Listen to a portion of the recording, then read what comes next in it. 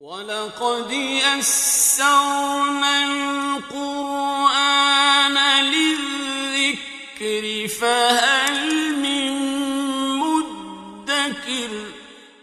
الحمد لله رب العالمين والصلاة والسلام على أشرف الأنبياء والمرسلين، أما بعد، فأعوذ بالله من الشيطان الرجيم من همزه ونفخه ونفثه.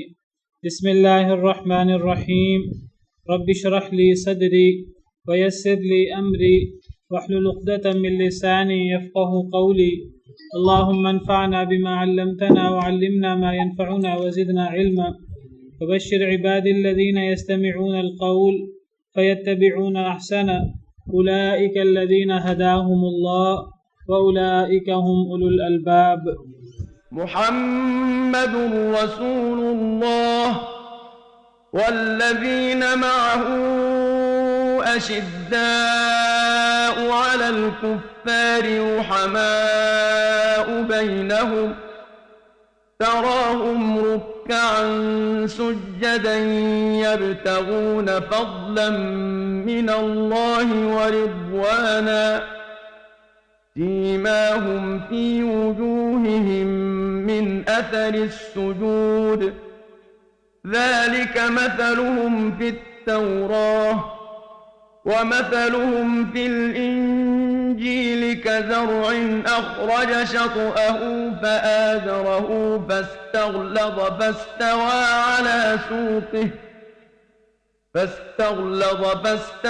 على سوقه يعجب الزراع ليغيظ بهم الكفار.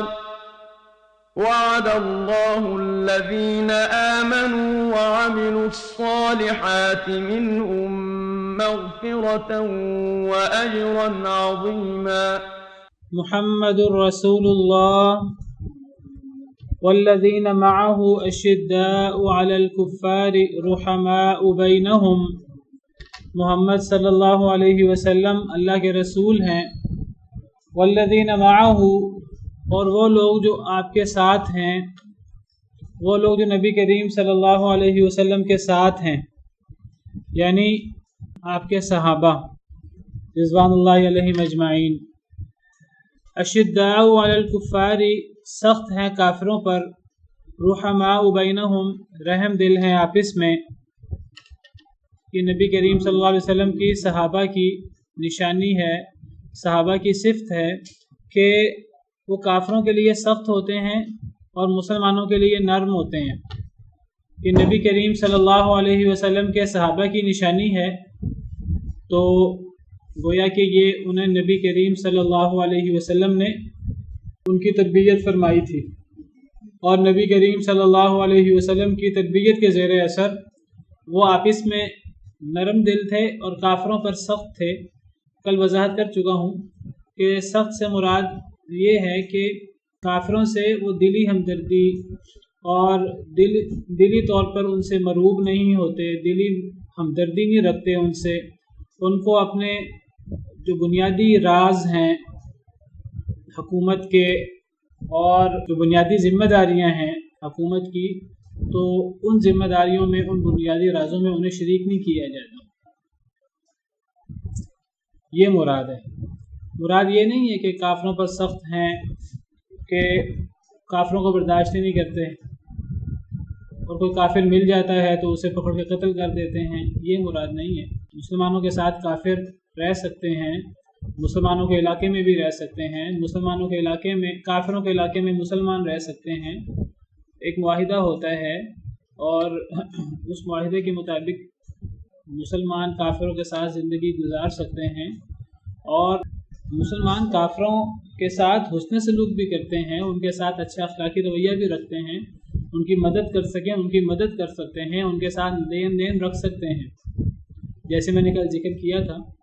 تو یہاں سختی سے مراد ان سے مرعوب نہ ہونا، دلی ہمدردی اور دلی محبت ان کے ساتھ نہ ہونا، ان کو اپنے رازوں میں اسلام کو غالب کرنے کی جو کوششیں ہیں جو مسلمان کرتے ہیں، تو ان کوششوں کو مسلمان ان سے چھپا کر رکھتے ہیں. کہیں وہ سازش نہ کریں، کہیں وہ نقصان پہنچانے کی کوشش نہ کریں، بنیادی ذمہ داریوں میں مسلمان انہیں اپنے ساتھ شریک نہیں کرتے، ورنہ حسن سلوک کی بات ہے تو حسن سلوک کافروں کے ساتھ بھی ہوتا ہے جس طرح مسلمانوں کے ساتھ ہوتا ہے، لیکن مسلمان طبی طور پر مسلمان کے ساتھ اس کا رویہ نرمی والا ہوتا ہے، کافر کے ساتھ سختی والا ہوتا ہے۔ اور یہ نبی کریم صلی اللہ علیہ وسلم کی تربیت ہے جو نبی کریم صلی اللہ علیہ وسلم نے صحابہ کرام کی فرمائی۔ اور یہاں جو صحابہ کرام کی یہ صفات بیان ہو رہی ہیں، ابھی ہم پڑھیں گے کہ صحابہ کرام کی یہ صفات اللہ تعالیٰ صحابہ کرام کی تعریف کے ضمن میں ان کی یہ صفات بیان فرما رہے ہیں۔ تو گویا کہ صحابہ کی یہ وہ صفات ہیں جو اللہ کو بھی بڑی محبوب ہیں، بڑی پسند ہیں، اور یہ صحابہ کرام کی وہ صفات ہیں جو پرانی کتابوں میں تورات و انجیل میں موجود تھی۔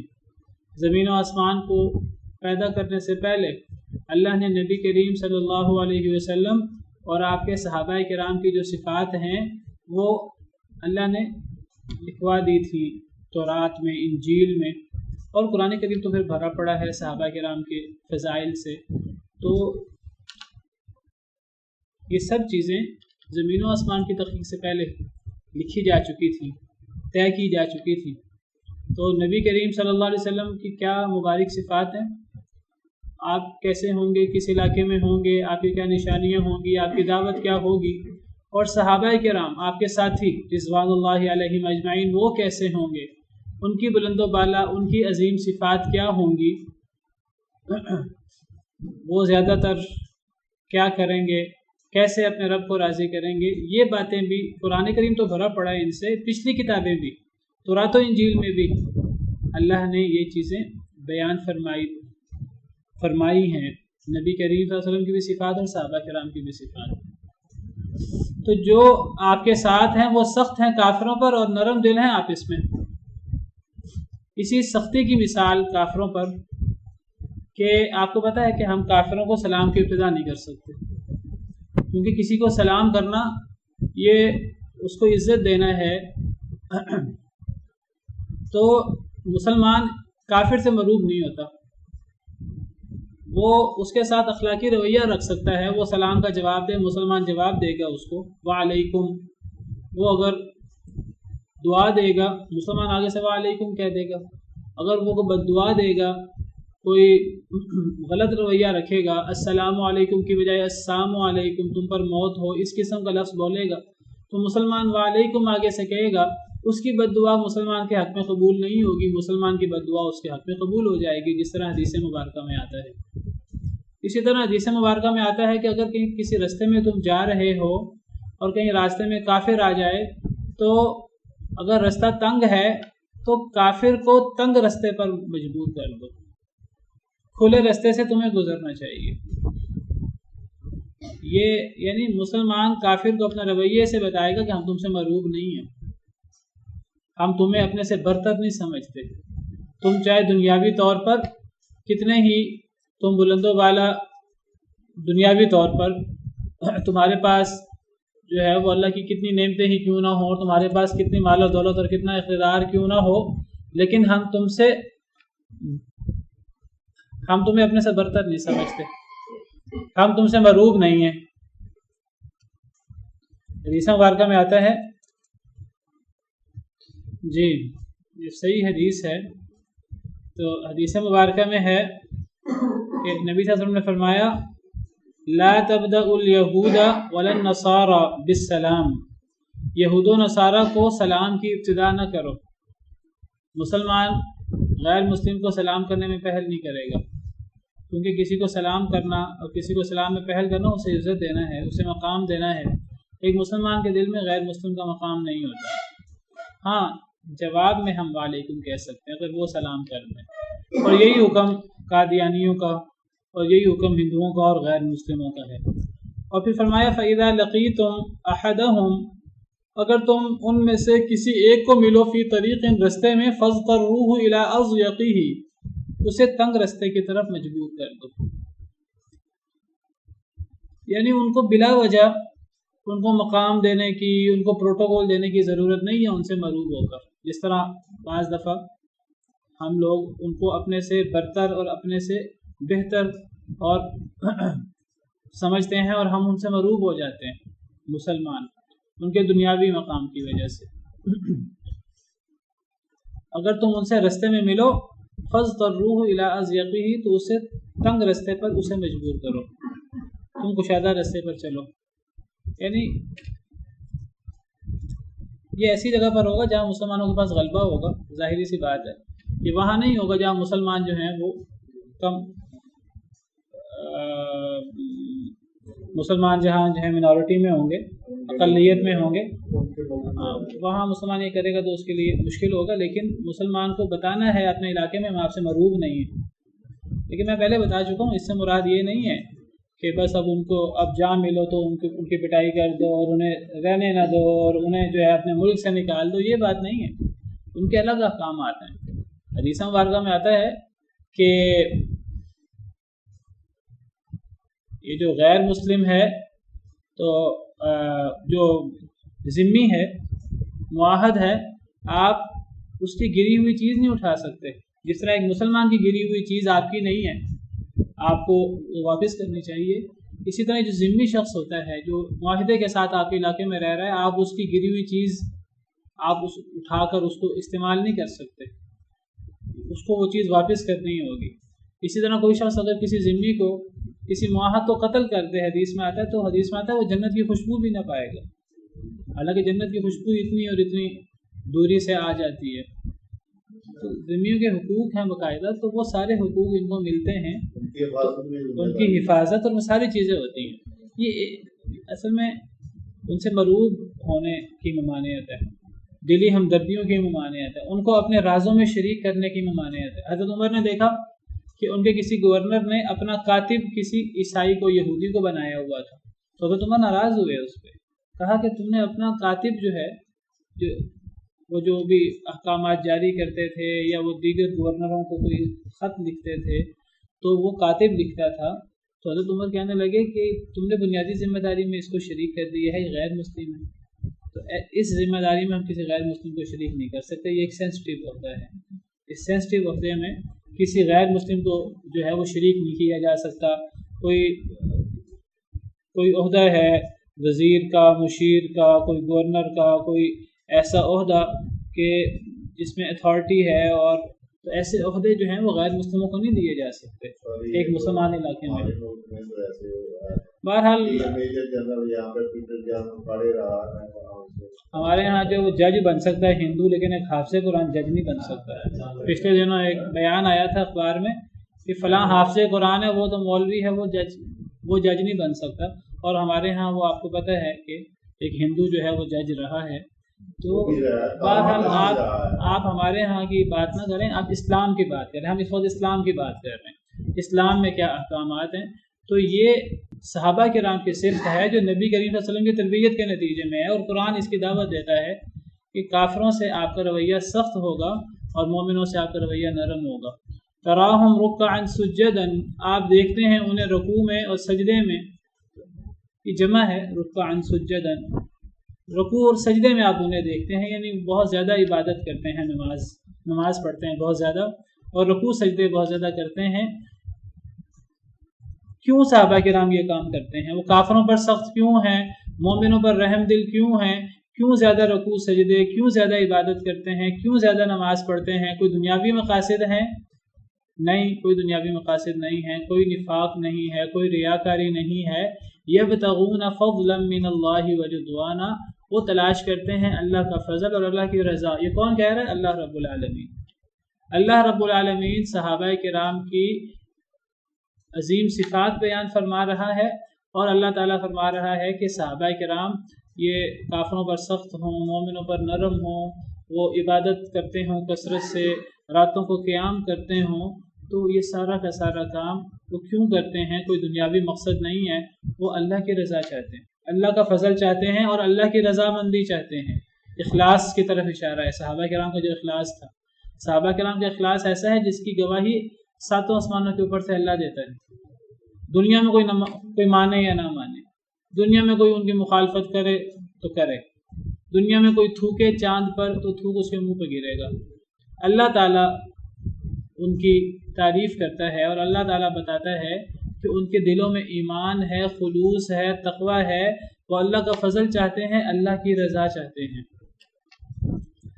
سیماہم فی وجوہہم من اثر السجود، ان کی نشانی، ان کے چہر صحابہ کرام کی نشانی ان کے چہروں میں من اثر السجود، سجدے کے آثار کی وجہ سے، سجدے کی وجہ سے، یعنی نماز، سجدے سے مراد نماز پڑھنے کی وجہ سے اور کثرت عبادت سے، راتوں کے قیام سے ان کے چہروں پر اس کے اثرات ہیں۔ کیا اثرات ہیں؟ جیسے میں نے کل ذکر کیا تھا کہ اس سے مراد وہ نور ہے، اس سے مراد وہ خشوع خضوع ہے، وہ اللہ کا ڈر ہے جو صحابہ کرام کے چہروں پر نظر آتا تھا، جو صحابہ کرام کی شخصیت میں دکھائی دیتا تھا۔ ان کو دیکھنے سے انسان سمجھ جاتا تھا کہ یہ اللہ سے ڈرنے والے لوگ ہیں، یہ دیدہ دلیری کرنے والے اور اللہ کی نافرمانی کرنے والے اور اللہ کی نافرمانی کر کے اکڑنے والے لوگ نہیں ہیں۔ ہم یہ نہیں کہتے صحابہ کرام معصوم ہیں، اور نہ ہمیں ہمارا دین بتاتا ہے صحابہ کرام معصوم ہیں، لیکن صحابہ کرام اللہ سے ڈرنے والے تھے۔ نماز پڑھنے کی وجہ سے ان کا خشوع خضوع، ان کی حیت، ہر چیز سے نظر آتا تھا کہ اللہ سے ڈرنے والے لوگ ہیں، اللہ یاد آ جاتا تھا ان کو دیکھ کر۔ ان کے سجدوں کے اثرات کی وجہ سے، ان کے یہاں سجدے سے مراد نماز ہے، تو ان کی کثرت عبادت سے ان کے چہروں پر نشانی آ جاتی تھی۔ اس نشانی سے مراد کو واضح کر چکا ہوں، اس سے مراد وہ جو ماتھے پر ظاہری سا نشان بن جاتا ہے وہ مراد نہیں ہے۔ میں یہ نہیں کہتا کہ جس کے ماتھے پر نشان ہوتا ہے وہ صحیح بندہ نہیں ہوتا، وہ صحیح بندہ ہو سکتا ہے، اللہ کا ولی ہو سکتا ہے، اللہ کا قریبی ہو سکتا ہے، لیکن یہ ضروری نہیں ہے۔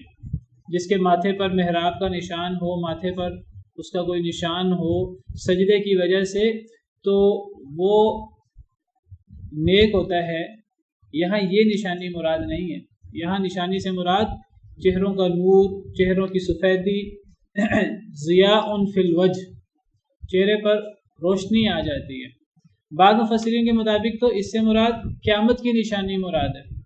قیامت کے دن آپ کو پتہ ہے کہ مسلمان، ان کا ماتھا اور ان کے جو چاروں کلیان ہیں یہ روشن ہوں گے، اور نبی کریم صلی اللہ علیہ وسلم اسی سے مسلمانوں کو پہچانیں گے۔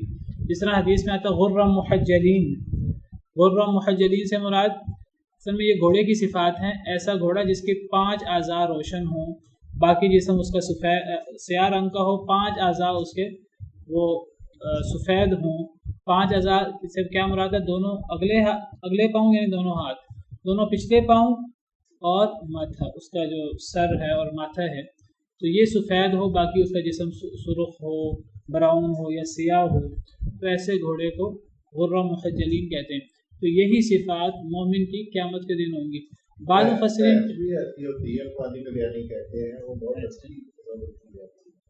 بہرحال عرب کے علاقوں میں تو وہ نہیں ہوتی تھی، تو عرب کے علاقے میں گائے ہوتی تھی یا وہاں جو گھوڑے، تو گھوڑے کے یہ بڑا اچھا گھوڑا شمار ہوتا تھا۔ تو بعض مفسرین کے مطابق تو یہ صحابہ کرام کی نشانی قیامت کے دن ہوگی، لیکن دیگر مفسرین کے مطابق یہ صحابہ کرام کی نشانی دنیا میں ہوگی۔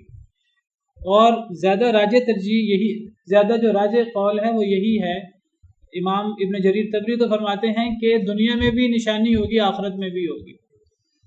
بہرحال دنیا کی نشانی تو ہے ہی ہے، آخرت کی نشانی بھی مراد ہو سکتی ہے۔ دنیا میں بھی صحابہ کرام کی نشانی اور جو صحابہ کرام کے نقش قدم پر چلنے والے ہیں، اور آخرت میں بھی یہ نشانی، کیونکہ یہ صحابہ کرام کی وہ صفات ہے جو دنیا میں ان کی صفات ان کو دیکھنے والے دیکھتے تھے، یہ وہ صفات بیان ہو رہی ہیں۔ تو ان سے صرف اخروی صفات مراد نہیں لی جا سکتی، اگرچہ بعض مفسرین نے اس سے اخروی صفت مراد لی ہے کہ قیامت کے دن ان کے چہرے چمکدار ہوں گے اور روشن ہوں گے۔ لیکن صحیح بات یہ ہے کہ اس سے دنیا کی جو ہے وہ دنیا کی بھی علامات مراد ہے اور آخرت کی علامات بھی مراد ہے۔ اور دنیا کی علامت جیسے میں کل بیان کر چکا ہوں کئی احادیث اور کئی سلف صالحین کے اقوال کی روشنی میں، کہ ایک بندہ اگر جو ہے وہ راتوں کو قیام کرتا ہے تو اللہ تعالیٰ اس کے چہرے پر نور اور اس کی زبان کے اندر اثرات پیدا کر دیتے ہیں۔ کل ہم نے اس کے بارے میں احادیث پڑھی تھیں، اقوال بھی پڑھے تھے۔ تو بہرحال صحابہ کرام کی عبادت، اور وہ عبادت چھپ کر کرتے تھے، خاص طور پہ راتوں کی جو عبادت ہے، جو راتوں کا قیام ہے، تو جو بندہ جتنی بھی چھپ کر عبادت کر لے، اللہ تعالیٰ اس کی اس عبادت کو، اس نیک عمل کو کسی نہ کسی طرح ظاہر کر دیتے ہیں۔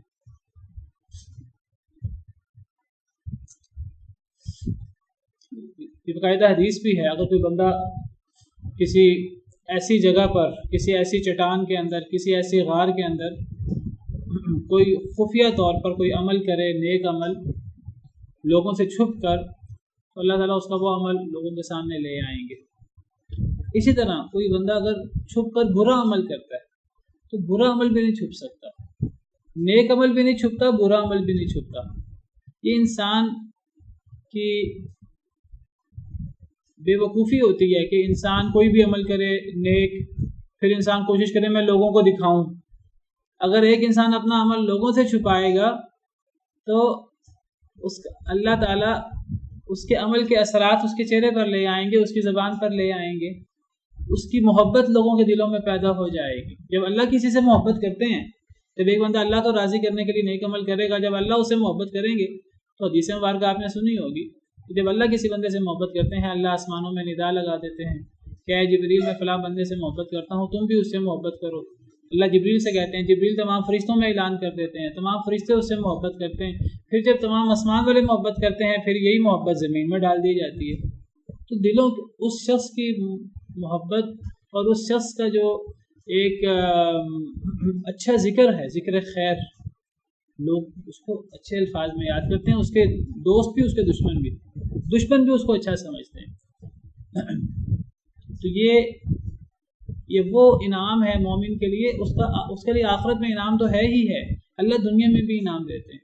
جو ریاکاری سے بچے، جو ریاکاری کرے اس نے تو اپنا عمل ضائع کر دیا، اس نے تو ثواب کی بجائے گناہ کمایا، اس نے تو شرک کیا۔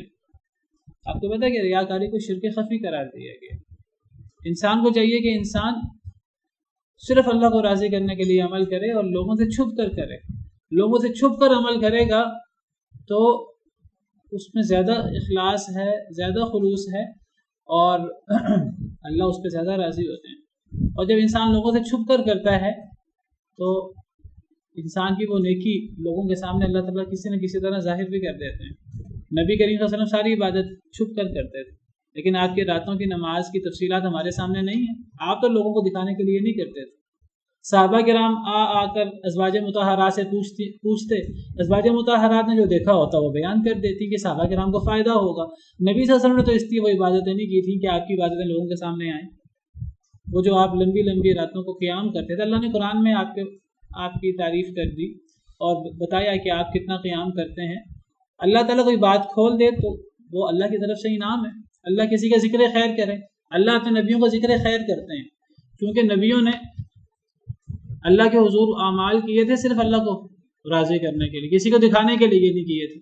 اللہ نے ان کا ذکر خیر کر دیا۔ حضرت داؤد کی نماز، حضرت داؤد کا روزہ حدیث میں موجود نہیں ہے، نبی صلی اللہ علیہ وسلم کا ارشاد ہے کہ بہترین روزہ داؤد علیہ السلام کا روزہ ہے، بہترین نماز داؤد علیہ السلام کی نماز ہے۔ حضرت داؤد تو لوگوں کو دکھانے کے لیے اور رات کی نماز نہیں پڑھتے تھے کہ آدھی رات سوئیں، پھر انتہائی رات جاگیں، پھر آخری چھٹا حصہ سوئیں، لیکن اللہ نے یہ چیزیں ظاہر کر دی۔ کئی چیزیں ویسے ظاہر ہو جاتی ہیں لوگوں کے ذریعے، کئی چیزیں اللہ ظاہر کر دیتے ہیں۔ وہ جن لوگوں نے غار کے اندر جو رہ گئے تھے پرانے زمانے کے،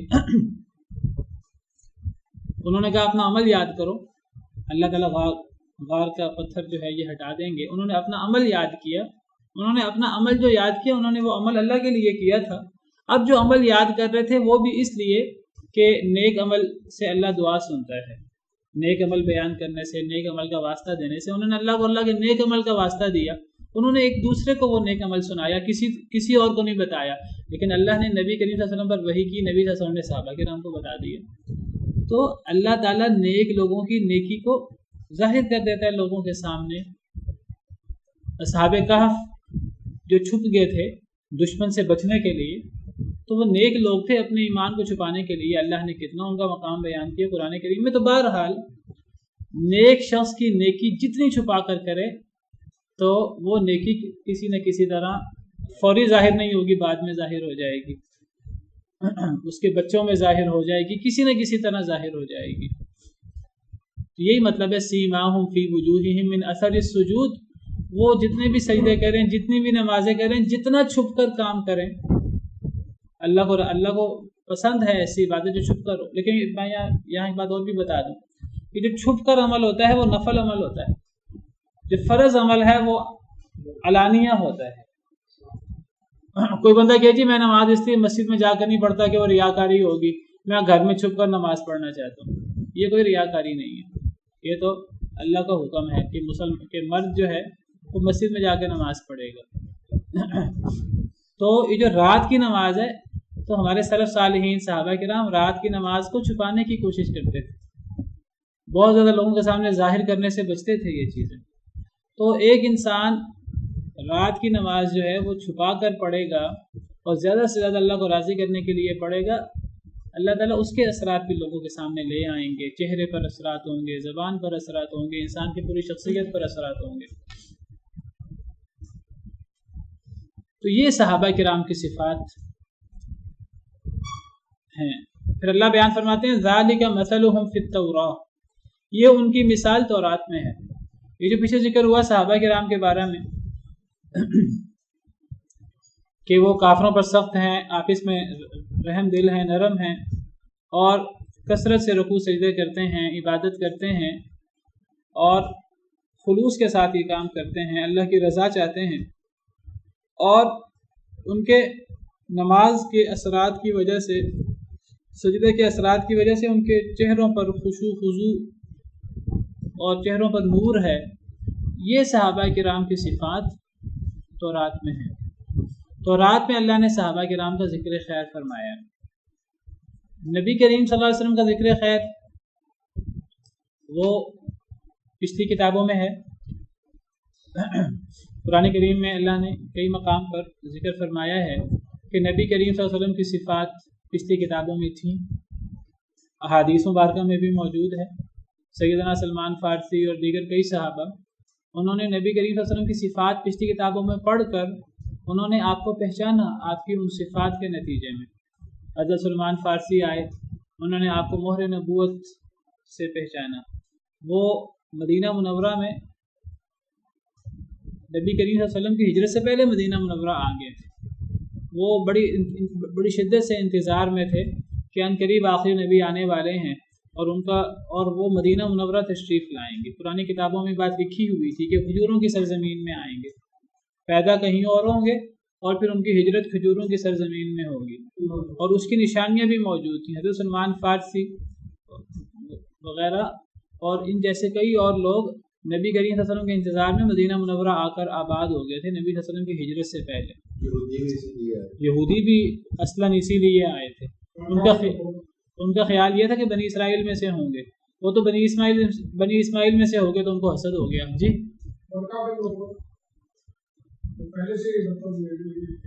جی عبداللہ بن سلام جو ہیں انہوں نے نبی کریم صلی اللہ علیہ وسلم سے وہ سوال کیے کہ انہوں نے کہا کہ ان سوالوں کے جواب نبی دے سکتے ہیں، ان کی کتابوں میں لکھا ہوا ہے۔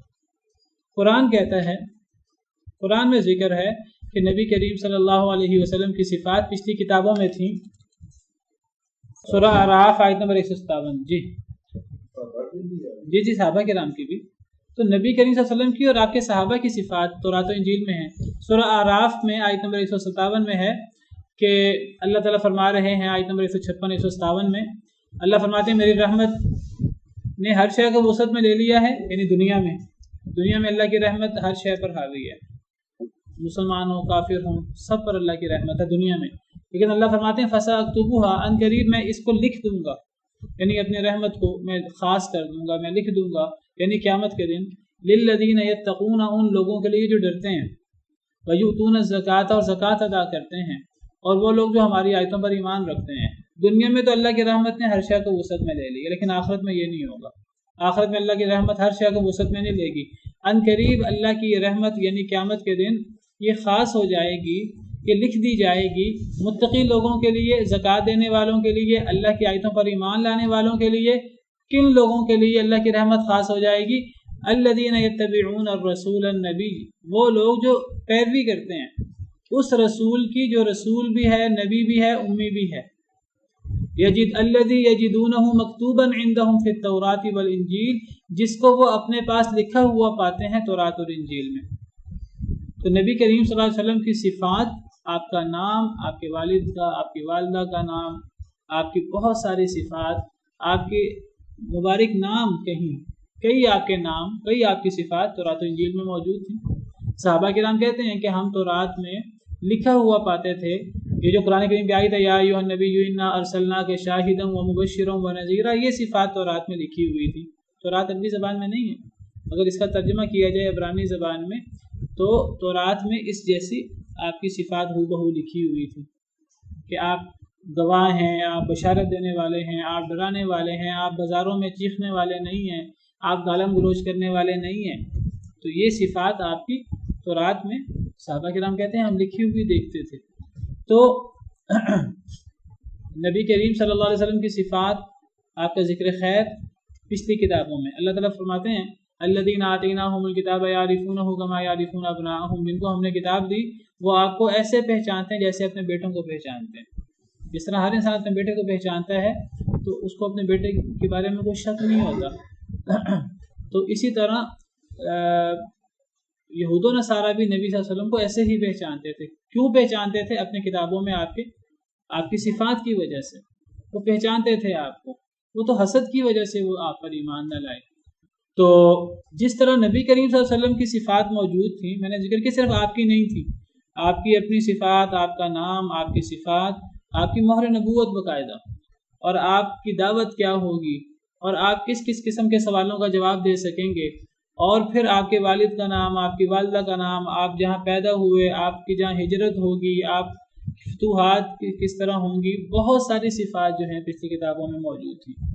اور صرف اسی پر بس نہیں، آپ کے صحابہ کرام کی صفات قرآن کی اس آیت سے پتہ لگتا ہے۔ جو آیت ہم پڑھ رہے ہیں کہ نبی کریم صلی اللہ علیہ وسلم کی صحابہ کرام کی صفات تھی، سیدنا ابوبکر صدیق، سیدنا عمر فاروق، سیدنا عثمان غنی رضی اللہ عنہ، اور تقریباً آپ کے بہت سارے صحابہ کرام کی صفات تورات و انجیل میں موجود تھیں۔ اللہ فرماتے ہیں یہ مثال صحابہ کرام کی، یہ ان کی مثال جو نبی کے ساتھی ہیں، یہ ان کی مثال تورات میں ہے۔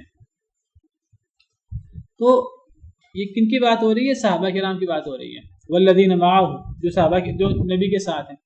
بعض لوگ کیا کہتے ہیں؟ وہ کہتے ہیں کہ جی محمد الرسول اللہ، اس سے مراد جو ہیں وہ یعنی نبی کریم صلی اللہ علیہ وسلم ہیں، اور آپ کے بارے میں ذکر ہوا کہ آپ اللہ کے رسول ہیں، آپ کی رسالت کی بات ہوئی۔ والذین معہ کہتے ہیں اس سے مراد حضرت ابوبکر صدیق ہیں، جو ہر معاملے میں آپ کے ساتھ ہوتے تھے۔ بعض لوگوں نے یہ تفسیر بھی کی ہے، لیکن بہرحال یہ تفسیر زیادہ بہتر محسوس نہیں ہوتی۔ زیادہ بہتر تفسیر وہی ہے جو میں نے پہلے کی کہ سارے صحابہ مراد ہیں۔ بعض کہتے ہیں والذین معہ سے مراد نبی کریم صلی اللہ علیہ وسلم کے ساتھ جو ہر جگہ تھے، جو یار غار بھی تھے، اور وہ سفر میں، حضر میں، مشکل میں، آسانی میں، ہر جگہ آپ کے ساتھ ہوتے تھے۔ حضرت ابوبکر صدیق وہ والذین معہ سے مراد ہیں۔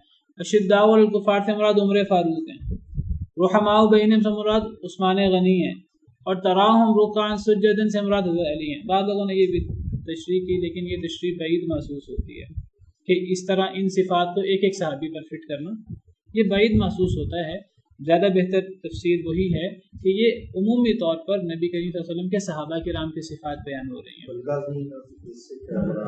اور وہ لوگ جو آپ کے ساتھ ہیں۔ تو جی تو یہی اس کی صحیح تفسیر ہے کہ اس سے صحابہ کرام مراد ہیں۔ یہ صحابہ کرام کی بحیثیت مجموعی صفات ہیں، اور اللہ فرماتے ہیں یہ صحابہ کرام کی مثال تورات میں موجود ہے۔ وَمَثَلُهُمْ فِي الْإِنْجِيلِ، اور ان کی مثال انجیل میں وہ کیا ہے؟ تورات میں تو یہ مثال ہے۔ امام ابن کثیر کہتے ہیں، امام ابن جریر طبری جن کی تفسیر طبری ہے، وہ کہتے ہیں کہ صحابہ کرام کی یہ مثال تورات میں موجود ہے زمین و آسمان کی تخلیق سے پہلے۔ کہتے ہیں تورات زمین و آسمان کی تخلیق سے پہلے لکھی جا چکی تھی۔ انجیل، قرآن، یہ سب چیزیں لوح محفوظ میں موجود تھیں، اور لوح محفوظ میں جو کچھ لکھا گیا وہ زمین و آسمان کی تخلیق سے بھی 50,000 سال پہلے لکھا گیا۔ تو صحابہ کرام کی فضیلت تو زمین و آسمان کی تخلیق سے پہلے تورات میں، انجیل میں، اور قرآن تو بھرا پڑا، جیسے بھی میں ذکر کروں۔ فرمایا ذالک مثلہم فی التوراۃ، یہ ان کی مثال ہے تورات میں۔ ومثلہم فی الانجیل، اور ان کی مثال انجیل میں کزرع، کھیتی کی طرح ہے، اخرج شطأہ، جس نے نکالی اپنی کومپل، शतअहु अपनी कोम्पल, कोम्पल से मेरा शगुफा, वो जो जब नया नया पौधा उगता है तो उसकी कोम्पल होती है। शगुफा बिल्कुल इब्तिदाई नरम व नाजुक। तो रात में तो सहाबा किराम की ये मिसाल है कि वो काफिरों पर सख्त है, आपस में नरम दिल हैं और नमाज और रुकू सजदे कसरत से करते हैं अल्लाह की रज़ा के लिए, अल्लाह को राज़ी करने के लिए, और उनके चेहरों पर असरात होंगे उनकी इबादत के। ये तो रात में उनकी मिसाल है। इंजील में उनकी मिसाल एक और अंदाज में है। इंजील में उनकी मिसाल है खेती की तरह, यानी सहाबा किराम की मिसाल इंजील में खेती की तरह है जो अपनी कोम्पल निकालती है। फ़आज़रहु, फिर वो मजबूत करती है उसको। वो खेती कोम्पल निकालती है, फिर कोम्पल को मजबूत करती है। वो शगुफा पहले बड़ा नर्म और नाजुक होता है, फिर सख्त होता जाता है। फ़स्तग़लज़, फिर वो मोटा हो जाता है। वो कोम्पल, वो शगुफा जो नया नया पौधा निकलता है, पहले वो नर्म और नाजुक होता है, फिर वो मजबूत हो जाता है, फिर वो मोटा हो जाता है। फ़स्तग़लज़, फिर वो मोटा हो जाता है। फ़स्तवा अला सूक़िही, फिर वो सीधा खड़ा हो जाता है अपने तने पर। अब वो नर्म व नाज़ुक पौधा नहीं रहा, अब वो पूरा एक दरख्त बन गया है, बड़ा तनोमंद, बड़ा ताकतवर, जो जिसका बड़ा मजबूत तना है और वो तने पर खड़ा है, ऊंचा लंबा। युअजिबु ज़ुर्राअ, अच्छा लगता है किसान को, किसान को बहुत अच्छा लगता है। जिस किसान ने मेहनत की है खेती, और खेती से अब वो जो शगुफा, और फिर शगुफा फिर वो मजबूत होता गया, मोटा होता गया, फिर वो तने पर खड़ा हो गया, अब पूरी फसल तैयार खड़ी है। जब किसान शुरू में मेहनत करता है और फिर देखता है फसल तैयार खड़ी है, अब काटने का वक्त है, अब फ़ायदा उठाने का वक्त है, तो फिर किसान बड़ा खुश होता है। युअजिबु ज़ुर्राअ, किसान को बड़ी अच्छी लगती है वो खेती और वो सारा लहलहाता बाग। ये मिसाल नबी करीम सल्लल्लाहु अलैहि वसल्लम और सहाबा किराम की है इंजील में, कि नबी करीम सल्लल्लाहु अलैहि वसल्लम ने बूटा लगाया इस्लाम का अल्लाह के हुक्म से। बड़ा ही नर्म नाजुक बूटा था। इक्का दुक्का लोग आहिस्ता आहिस्ता मुसलमान हो रहे हैं, आहिस्ता आहिस्ता हो रहे हैं, कि शुरू में तो ये भी पता लग रहा है कि अब एक मुसलमान हुआ है, अब 2 हो गए हैं, अब 3 हो गए हैं, अब 4 हो गए हैं। सैयदना इब्न मसूद कहते हैं, मैं छठा था जो मुसलमान था, फलां 7वें थे जो मुसलमान थे। शुरू में तो ये हिसाब होता था, अब 8 हो गए हैं, अब 10 हो गए हैं, अब इतने हो गए हैं। चंद लोग थे जिन्होंने हिजरत हबशा ऊला की थी, 15-20 लोग थे, मर्द औरतें, 5 सालों के बाद। फिर दूसरी हिजरत हबशा हुई, उसमें कोई 70-80 के करीब लोग थे।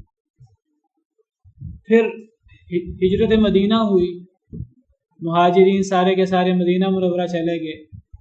फिर जंगें हुई काफिरों के साथ, मुसलमानों की तादाद और ताकत बढ़ती गई आहिस्ता आहिस्ता। जंग बदर में 313, जंग ओहद में 700, कुल 1000 थे, 300 मुनाफिक थे, वो मुनाफिक अलग हो गए। मुसलमान 700 थे, काफिर जो 3000 थे। जंग खंदक में मुसलमान 3000 थे। सुलह हुदैबिया में 1400 थे, सुलह हुदैबिया में। और फतह मक्का के मौके पर 10,000 का ठाठे मारता लश्कर था। तो जंग तबूक में 30,000 के करीब सहाबा किराम थे। और फिर जब नबी करीम सल्लल्लाहु अलैहि वसल्लम ने हज फरमाया है, तकरीबन 1 लाख से ऊपर सहाबा किराम। तो ये आहिस्ता आहिस्ता तादाद बढ़ी है। ये है सहाबा किराम की मिसाल इंजील में।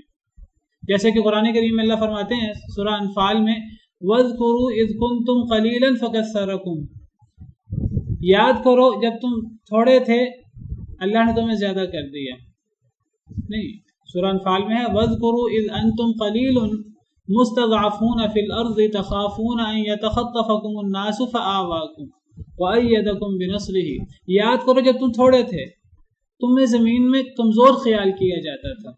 तख़ाफ़ून अन यतख़त्तफ़कुमुन नास, तुम तो डरते थे कहीं लोग हमें उचक ही न ले जाएं। फ़आवाकुम, अल्लाह ने तुम्हें पनाह दी। वअय्यदकुम बिनस्रिही, अल्लाह ने अपनी नुसरत के साथ तुम्हारी मदद की। वरज़क़कुम मिनत-तय्यिबाति लअल्लकुम तशकुरून, अल्लाह ने तुम्हें पाकीज़ा रिज़्क़ दिया ताकि तुम शुक्र करो। तो ये نبی کریم صلی اللہ علیہ وسلم نے جو پودا لگایا وہ اسی طرح آہستہ آہستہ بڑھا ہے، اور جب وہ آہستہ آہستہ بڑھا ہے، پھلا ہے، پھولا ہے، جب وہ پھول گیا اور جب وہ زیادہ ہو گئے، مسلمان اسلام کی کرنیں اور روشنی چاروں طرف پھیل گئی ہیں، دوسرے علاقوں میں جا رہی ہیں، نبی کریم صلی اللہ علیہ وسلم اب دیکھ دیکھ کر خوش ہوتے تھے۔ یعجب الزراع، اچھی لگتی تھی یہ چیز کسان کو۔ یہ صحابہ کرام کی کثرت، جو نبی کریم صلی اللہ علیہ وسلم نے جو بوٹا لگایا اور جو نبی صلی اللہ علیہ وسلم نے تربیت فرمائی صحابہ کرام کی، جب فصل پک کر تیار ہوئی تو صحابہ کرام کا ایمان اور تقوی اور اس کے اثرات دیکھ کر نبی کریم، تعداد بھی اور اثرات، کوانٹٹی بھی اور کوالٹی بھی، نبی صلی اللہ علیہ وسلم دیکھ دیکھ کر خوش ہوتے تھے۔ جب نبی خوش ہوتے تھے یہ چیز دیکھ کر، یعجب الزراع، اچھی لگتی تھی یہ چیز کسان کو۔ جب نبی صلی اللہ علیہ وسلم یہ چیز دیکھ کر خوش ہوتے ہیں، جب اللہ خوش ہوتے ہیں تو مومن بھی خوش ہوتے ہیں، بعد میں آنے والے مومن بھی خوش ہوتے ہیں۔ لیغیظ بہم الکفار، تاکہ اللہ غصہ دلائے اس کے ذریعے کافروں کو۔ اب کافر اس کو دیکھ دیکھ کر غیظ و غضب میں مبتلا ہو جاتے ہیں، او ہو یہ تو تھوڑے تھے، ہم تو سمجھتے تھے ہم ان کو ختم کر لیں گے، ہم ان کو جڑ سے اکھاڑ کے پھینکیں گے، لیکن اب یہ تو اتنے بڑھ گئے ہیں، اب یہ ہمارے قابو میں آنے والے نہیں ہیں۔ اب وہ اندر ہی اندر غصہ کرتے ہیں کافر، تاکہ وہ غصہ دلائے ان کے ذریعے، یعنی صحابہ کرام کے ذریعے، الکفار کافروں کو، صحابہ کرام کے ذریعے کافروں کو کیسے غصہ دلائے؟ صحابہ کرام کی تعداد کی زیادتی کی وجہ سے، صحابہ کرام کے ایمان اور وہ جو ایمان کے اثرات صحابہ کرام کے اندر تھے، تو وہ چیزیں دیکھ کر اب کافر لوگوں کو غصہ آتا تھا۔ امام مالک نے اس آیت کریمہ سے، اس جملے سے استدلال کیا ہے کہ صحابہ کرام کے ایمان اور صحابہ کرام کا جو مقام ہے اور صحابہ کرام کے ذریعے جو دین کو تقویت پہنچی آہستہ آہستہ اور دین پھیلتا گیا، تو یہ صحابہ کرام کی کثرت اور تعداد کو دیکھ دیکھ کر کافر ہی غصہ ہو سکتا ہے۔ ایک کافر کو غصہ آ سکتا ہے صحابہ کرام کے مقام کی وجہ سے، کسی اور شخص کو غصہ نہیں آ سکتا۔ امام مالک نے اس سے استدلال کیا، اور یہ جب امام مالک نے استدلال کیا تو تمام علماء نے امام مالک کے استدلال کی بڑی تعریف کی، کہنے لگے بڑی بہترین بات فرمائی۔ علماء نے تائید کی کہ بالکل اس آیت کریمہ سے یہ بات ثابت ہوتی ہے کہ صحابہ کرام کو دیکھ کر کافر غصہ کرے گا۔ دیکھیں، جو کافر ہے وہ تو غصہ کرے گا ہی کرے گا، جو دشمن ہے وہ تو غصہ کرے گا ہی کرے گا۔ بات تو ہے کہ ایک بندے نے اسلام کا لبادہ اڑا ہوا ہے، نام اس کا مسلمانوں والا ہے، وہ اللہ رسول کا کلمہ پڑھتا ہے، نام اس کے مسلمان والے، اور وہ قرآن حدیث کی بات کرتا ہے، پھر وہ صحابہ کرام کو دیکھ کر غصے ہو، وہ نام کا ہی مسلمان ہے۔ دشمن تو صحابہ کرام سے دشمنی کریں گے ہی کریں گے۔ مسلمانوں کا نام ہوگا کسی کا، وہ مسلمانوں والا نام رکھے، کلمہ پڑھے، جو مرضی کرے، امام مالک فرماتے ہیں کہ کافر ہی ان کو دیکھ کر غصے میں مبتلا ہو سکتا ہے، کافر ہی ان پر غصہ کر سکتا ہے، ایک مسلمان کبھی بھی صحابہ کرام پر غصہ نہیں کرے گا۔ اور دیکھیے یہ ہمیشہ سے چلا آ رہا ہے کہ جس نبی کی امت ہے وہ امت اپنے نبی کی تعریف اپنی زندگی میں، وہ نبی کی اتباع کرے نہ کرے، وہ نبی کے بعد نبی کی تعریف کرتے ہیں، اور نبی کے جانے کے بعد نبی کے حواریوں کی تعریف کرتے ہیں۔ دیکھیں حضرت یوسف علیہ السلام جب تک موجود رہے، لوگوں نے انہیں مانا بھی نبی، اور بعض لوگوں نے نہیں مانا، لیکن جب حضرت یوسف چلے گئے تو اب تو لوگ کہنے لگے کہ ان جیسا نبی تو کبھی آئے گا ہی نہیں، اب ان کے بعد تو کسی نبی نہیں آنا، کسی نبی نے آنا ہی نہیں۔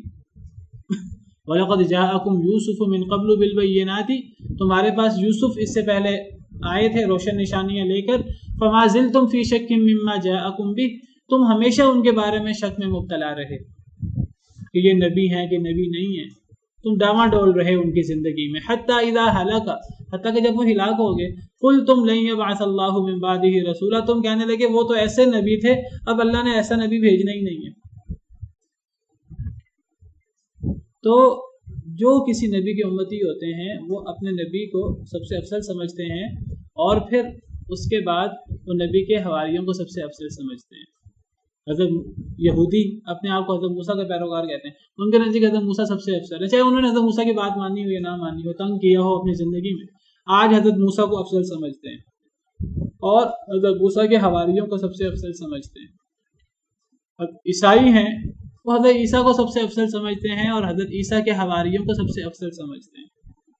لیکن میں نے آپ کو بیان کیا جب عیسائیوں نے ان صحابہ کرام کو دیکھا جنہوں نے شام کو فتح کیا، شام میں عیسائی تھے تب، انہوں نے کہا کہ یہ صحابہ کرام تو یہ لوگ تو ہمارے جو نبی کے حواری ہیں یہ تو ان سے بہتر لگتے ہیں اپنے اخلاق اور اطوار کے اعتبار سے. انہوں نے گواہی دی باقاعدہ.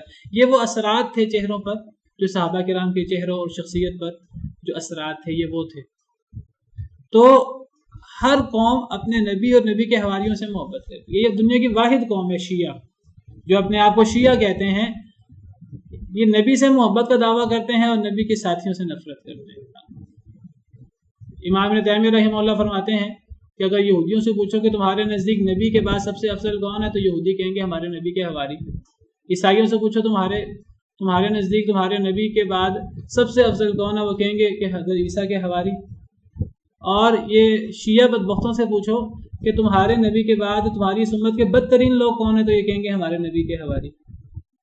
یہ شیعہ حضرات دنیا کی واحد قوم ہے کہ یہ نبی کے حواریوں کو سب سے بدتر سمجھتی ہے، اور یہ یعنی صحابہ کرام پر غصہ کرتے ہیں.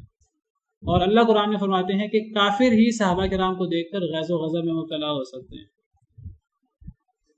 آپ مجھے یہ بتائیے کہ جو نبی کریم صلی اللہ علیہ وسلم کے حواریوں کو، آپ کے ساتھیوں کو منافق سمجھے بالعموم سوائے 3 کے، سوائے چند لوگوں کے، تو یہ کس پر الزام ہے؟ یہ تو نبی کریم صلی اللہ علیہ وسلم پر الزام ہے. یہ کس قسم کی محبت کا دعویٰ کر رہے ہیں نبی سے؟ یعنی نبی کی تربیت اور نبی نے جو کھیتی تیار کی اور جو ساتھی تیار کیے، وہ ساتھی جو ہیں وہ ان پر نبی صلی اللہ علیہ وسلم کی تربیت کے اثرات ہی نہیں تھے، جن کے بارے میں اللہ قرآن میں فرماتے ہیں کہ لقد من اللہ علی المؤمنین اذ بعث فیہم رسولا من انفسہم یتلو علیہم آیاتہ ویزکیہم ویعلمہم الکتاب والحکمہ، کہ نبی صلی اللہ علیہ وسلم اپنے ساتھیوں پر قرآن کی تلاوت کرتے ہیں، ان کا تزکیہ کرتے ہیں، ان کو قرآن اور حکمت سکھاتے ہیں. اس سے پہلے وہ گمراہی میں تھے، اب نبی نے ان کو قرآن پڑھا، ان کو پاک کیا، ان کو کتاب حکمت سکھائی. یہ کہتے ہیں کہ وہ نبی کی تربیت ایسی تھی کہ وہ رنگ چڑھا ہی نہیں. اللہ کہتے ہیں صبغۃ اللہ، اللہ کا رنگ، اور اللہ کا رنگ اس سے بہتر کیا چیز ہو سکتی ہے؟ یہ کہتے ہیں اللہ کا رنگ چڑھا ہی نہیں سوائے 2-3 لوگوں کو، باقی کسی کا رنگ چڑھا ہی نہیں. کس پر الزام ہے؟ کہ اللہ کے دین اور نبی صلی اللہ علیہ وسلم پر اعتراض ہے.